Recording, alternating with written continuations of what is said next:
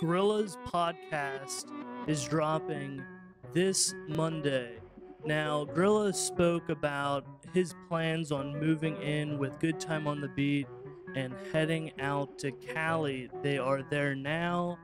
Their Snapchats look pretty lit.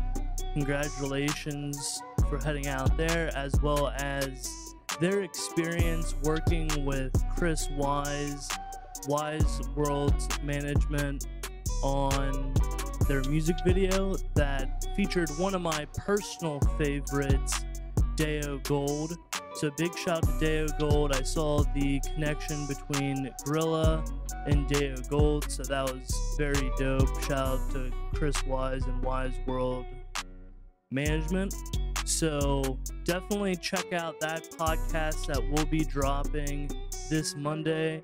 Now, as we get into it, the people that I spoke to this past week start with two individuals that I actually had as a dual podcast. Actually happens to be the first and only dual podcast that I had. Typically, I'm a bit against it just from the standpoint of people talking over each other, but everybody behaved very, very well, and it was a marvelous podcast. Now, this week I wanted to actually have Go Metro and Guap the Guru back on to have their own individual podcast. Now, the first person that I had back from the group was Go Metro, and I first got introduced to Guap through Mike SB. So Guap is my point of contact. I saw that Go Metro and Guap had collabed on his Exodus project, so I wanted to bring both of them on. Go Metro is from the Bronx in New York, and he was the first artist to make his second visit to the podcast. And we also talked about his life, post-COVID, or actually in the middle of it, being an essential worker, living in New York, living in the Bronx, and how that has affected his life, and how that also has inspired him. A lot of experiences that he's had with his, own family, singing and being a big support in his life, as well as Guap the Guru and Go Metro actually met at work. So Guap, as a producer who also sells beats, picked him up after I think it was a little bit over a year, and they stepped it up. They kept in contact, whereas Guap is from Brooklyn, and he has been having every other week paid time off, so he's been able to focus on his beat selling as well as building up his momentum, talking to people like me, so that has really been dope for everybody included, to be able to work on their craft. That's very important, being able to build relationships. And like I had mentioned previously, Guap and Go Metro did meet through their job. So one of the other theories or case studies that I've been studying throughout my experience in the entertainment industry is the DJ Khalid case study. Now, I believe, as well as a lot of other Billboard executives, that DJ Khalid has hacked the system, and I got Guap's opinion on it, because personally I enjoy it. Whether or not it's XXL freshmen with their ciphers or freestyles, I like a handful of dope artists, some of my favorite artists in a lot of these cases, do these featured videos that, really have made a lot of them successful through cross-promotion and using each other's platform.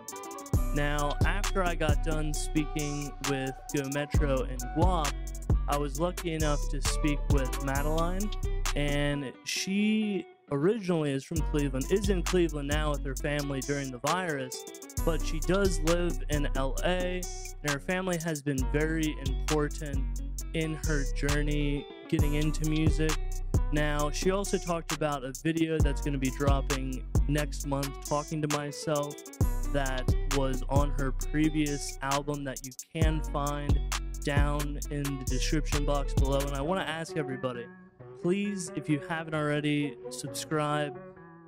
It really helps compound all of the followers as well as comments. If you checked out one of these artists and you like their work, definitely let us know down in the comments. If you have an individual song that you prefer, definitely let us know, that we want to present and review different projects by different artists. I mentioned this to Madeline, and this is definitely something that we want to do as far as a collaboration.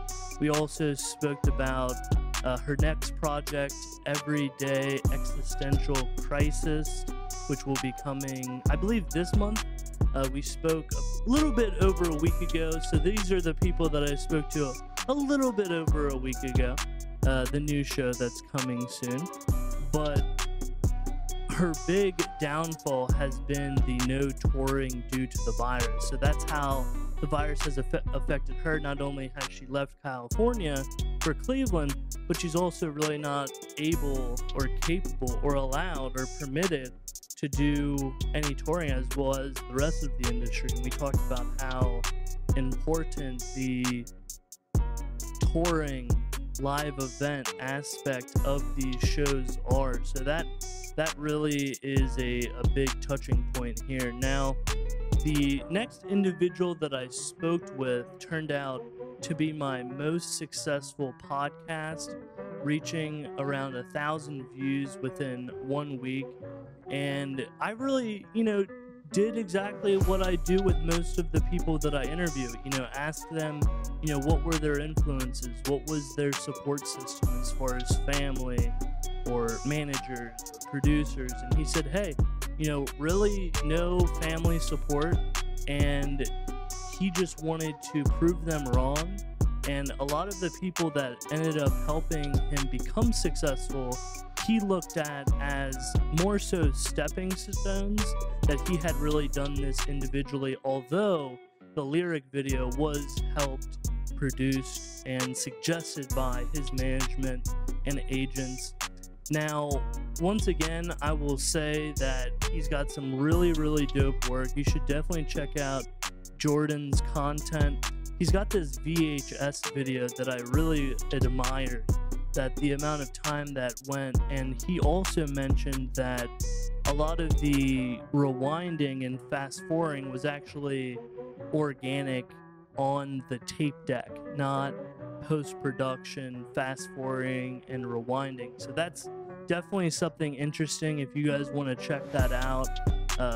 All of those links will be down in the description as well, so definitely go check out his lyric video as well as his VHS video. I've also been speaking to him during the podcast and now after, as I was writing the notes for this past week episode.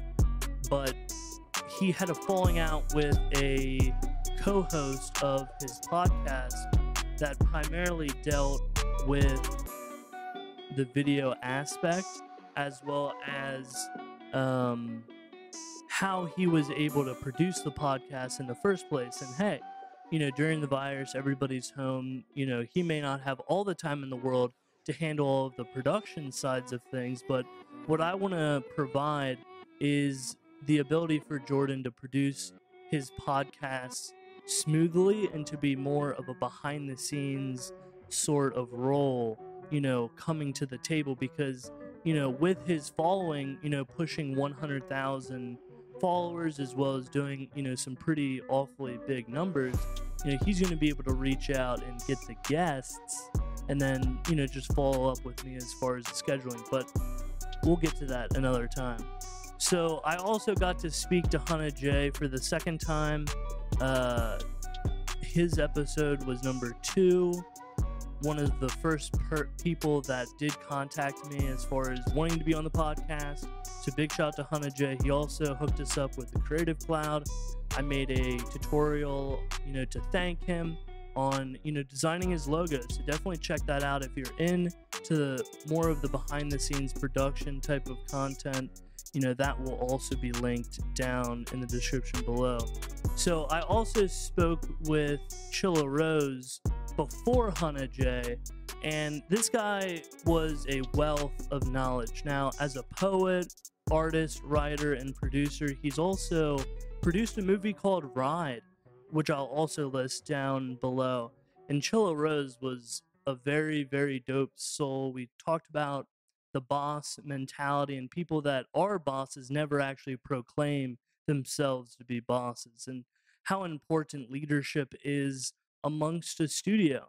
And that he had a handful of different artists that, were a part of his studio, as well as a little bit of issues, technical, with Zoom. I'm getting all of that figured out right now. I just purchased a 100-foot Ethernet cable to really just get me directly in to the modem. So quality improvements will be coming. I've also subscribed, or will possibly subscribe, to Ecamm Live.